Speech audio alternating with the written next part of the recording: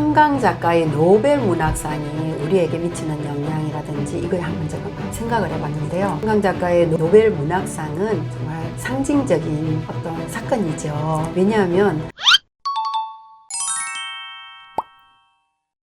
제가 많은 사람들과 책 이야기를 하고 시 얘기를 하는 사람들과 연결되어 있는데요. 제가 경험한 것은 사실 많은 분들이 소설은 읽는 이야기로 보고요. 시는 해석하는 언어로 많이 느끼시더라고요. 근데 사실 시는 줄거리가 없는 대신에 뭐가 있어요? 그 감정의 근원, 감정의 핵을 바로 건드리는 언어이죠. 특히 감정이라 하면 어때요? 불안처럼 설명하기가 어렵다는 거죠. 내 내면의 상태를 표현하는 데 있어서 시만큼 아주 정제된 언어, 정제된 단어 이런 거를 길에 올려서 표현하는 걸 볼 수 없죠. 그죠? 그래서 아주 정제된 단어들을 그 감정들을 정제된 언어로 우리가 표현하는데요. 저는 시를 이렇게 표현했어요. 시는 불안을 안고 잠들지 못하는 마음이 쓴 일기다 라고 얘기하는데 사실은 불안하면은 자꾸 내 마음이 우울하고 상처받고 힘들었던 걸 얘기할까봐 저는 최근에 감성 시를 쓰거든요. 어떻게 하면 이 불안이라는 걸 내 삶에서 정말 긍정적이고 사랑스럽고 아름답고 그립고 이런 걸로 풀어낼까 이렇게 감성시로도 풀었는데요. 이처럼 시는 내 불안이라는 감정을 가장 응축된 언어로 담아내는 고백이라고 볼 수 있죠. 이 시의 대표적인 시인으로 제가 두 분을 한번 책 내용 안에 좀 써봤는데요. T.S. 엘리엇이라는 사람과 실비아 플러스라는 사람이 있어요, 시인이. 근데 이 T.S. 엘리엇의 대표작은 황무지. 이 시는요, 1차 세계대전 이후에 파괴된 유럽의 배경으로 인간 존재의 무의미함, 또 이런 영적 공허를 다룬 시죠. 우리가 많이 아는 그 유명한 시의 시작이 이런 게 있죠. 4월은 가장 잔인한 달. 이런 거 문구 많이 들어보셨죠? 봄에는 모든 것이 소생하고 아름답게 생명이 약동하는 이런 계절임에도 불구하고 4월은 봄이라는 이 재생의 계절조차도 우리에게는 위로가 되지 못할 만큼 인간 내면이 불안이 깊다는 이런 내용을 상징하는 시인데요. 그는 시대 전체를 불안을 시로 드러냈습니다. 시 안에 보면 어떤 문장 구조라든지 파편화된 이런 문장 구조라든지 잘은 모르지만 이제 그런 문장 구조들을 통해서 저도 불안을 느꼈는데 반복되는 어떤 상징들 또 막 흐트러진 시점들 또한 모두 현대인의 혼란과 또 우리 공허함을 반영하는 어떤 시적 장치라고 저는 볼 수 있습니다.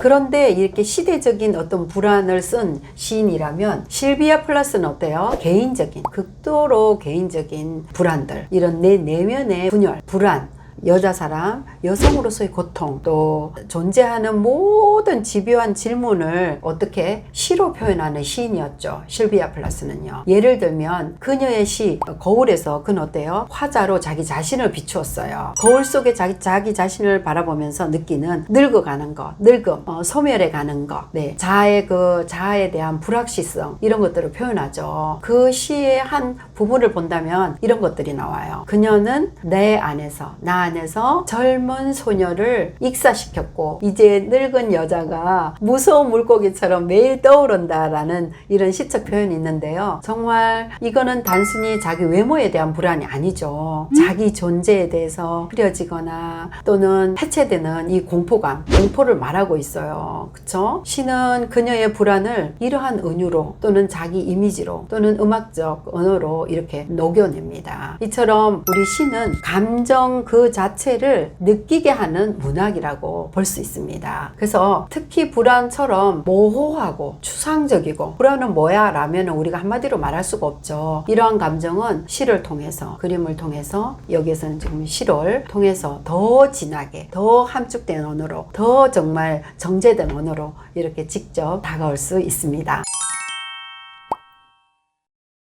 시가 줄 수 있는 가장 큰 힘은 바로 이런 것들이라고 생각합니다. 지금 느끼는 이 모호한 감정, 이것을 우리는 이름표를 달 수가 있다는 거죠. 아, 내가 이 시를 통해서 애매하고 추상적인 이러한 모호한 것들을 시어라는 이런 거를 통해서 이름을 달아줄 수 있구나. 이건 나 혼자만의 감정이 아니구나 라는 거를 우리가 자각할 수 있고 또 변화될 수 있는 모티베이터가 될 수 있다는 거죠. 이런 인식은 곧 불안의 첫 치유 단계가 될 수 있고요. 시는 이해보다는 공감하는 언어이기 때문에 시대가 변해도 아직까지 엘리엇은 시대의 불안을 플러스는 자기 내면의 어떤 불안을 시로 써낸 이런 분들이 오늘날까지도 시를 읽는 저에게까지 또 독자에게까지 다 우리에게 영향을 주는 유효한 이런 시인들이라는 거죠. 시인들의 작품이고요.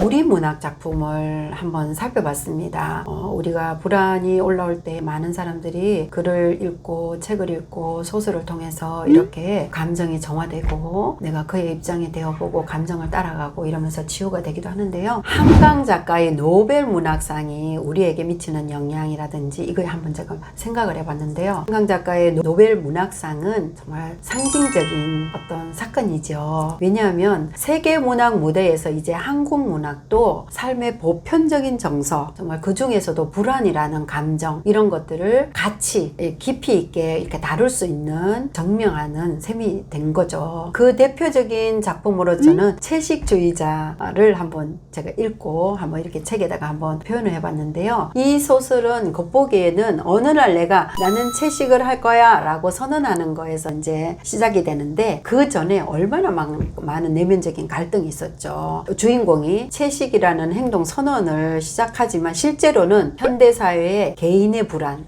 또는 자아의 소외 또는 존재의 위기라든가 이런 것들을 아주 섬세하게 다룬 책이라고 볼 수 있습니다. 그 책에 나오는 주인공 영혜라는 이 사람이 어느 날 갑자기 고기를 먹지 않겠다고 선언하죠. 이로부터 시작이 되는데 단순한 식습관의 변화가 아니라는 거죠. 그는 그 선언이 있기 전에 수많은 갈등과 고뇌와 이런 생각 끝에 자기 존재에 대한 근본적인 거부, 타인에게 정해진 정상적인 삶 이런 것들에 대한 저항으로 저는 봤거든요.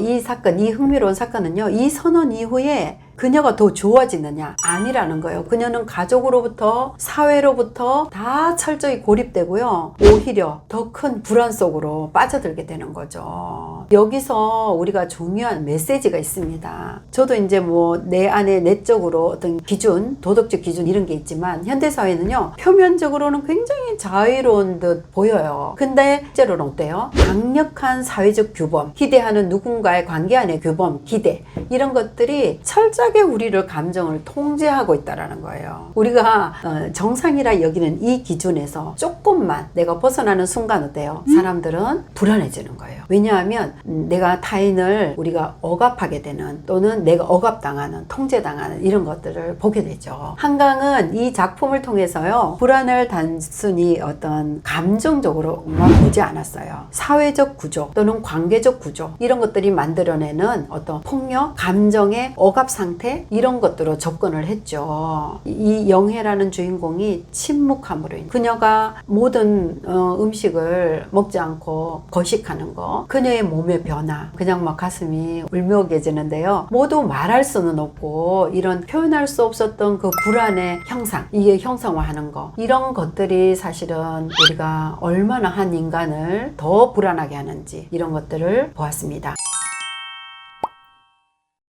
이처럼 한국 문학에서도 특히 한강의 채식주의자처럼 여성 작가들의 작품에서는요 불안이 종종 어떤 모험을 통해서 침묵이라는 걸 통해서 또는 식욕, 꿈 이런 거를 통해서 표현되기도 하는데요. 이는 단순한 어떤 상징이 아니라는 거죠. 불안이라는 감정이 현실에서 얼마나 다양한 방식으로 표출되고 있는지 이런 것들을 보여주는 예이기도 합니다. 우리 문학은 원래 오랫동안 이 분단이라는 가난이라는 어떤 급성장하는 이 과정에서 또는 여성의 억압, 여성의 그 숨은 고통, 고뇌 이런 것 같은 주제를 또는 많은 다자녀 안에서 누군가는 통제되고 누군가는 숨은 이 감정을 억누르고 살아야 하는 이런 것들을 다뤄 있고요. 그 안에서 불안은 언제나 존재해 있었어요. 그렇지만 다 표출하지 못했죠. 그쵸? 근데 최근의 문학은 단순한 외부 요인에 의해서가 아니라 예부 요인에 의한 불안이 아니라 내 존재론적 불안, 관계 속의 불안 또는 자아 정체성에 대한 불안 이런 것들로 점점 이동하고 있다는 거예요. 이것이 바로 한강 작가의 채식주의자가 이 변화를 대표하는 품이라고 볼 수 있는데요. 불안을 통해서 인간이 얼마나 쉽게 소외될 수 있는지, 그리고 불안이 결국은 자기 존재를 증명하는 마지막 저항이라는 것을 보여주는 이런 작품이라고 볼 수 있습니다. 그래서 저는 한강 작가의 채식주의자에서 정체성의 위기, 불안 이런 것들이 내 존재의 저항이라고 저는 봤거든요. 그래서 지금은 한국 문학의 그 불안들이 관계나 또는 몸, 침묵, 억압 또는 자아 소외 이런 것들을 많이 지금 표현하고 이런 한국 문학에서 찾아볼 수 있다라고 저는 볼 수 있습니다. 불안은 현대사회에서 정상과 비정상과의 구분하는 도구로 지금 표현되고 문학 작품들 속에서도 볼 수 있죠. 결국 우리 문학은 불안을 정치적, 사회적 이제 또는 정서적인 감정들 이런 교차점에서 바라보면서 그것을 독자가 공감할 수 있는 이야기를 우리는 풀어내고 있다는 겁니다. 결국 한강 작가의 수상은 단순히 우리의 문학, 쾌거가 아니라 우리 안에 숨어 있었던 감정, 바로 그 불안을 세계와 함께 할 수 있는 이런 말할 수 있는 어떤 표현할 수 있는 순간이 되었다라고 저는 생각합니다.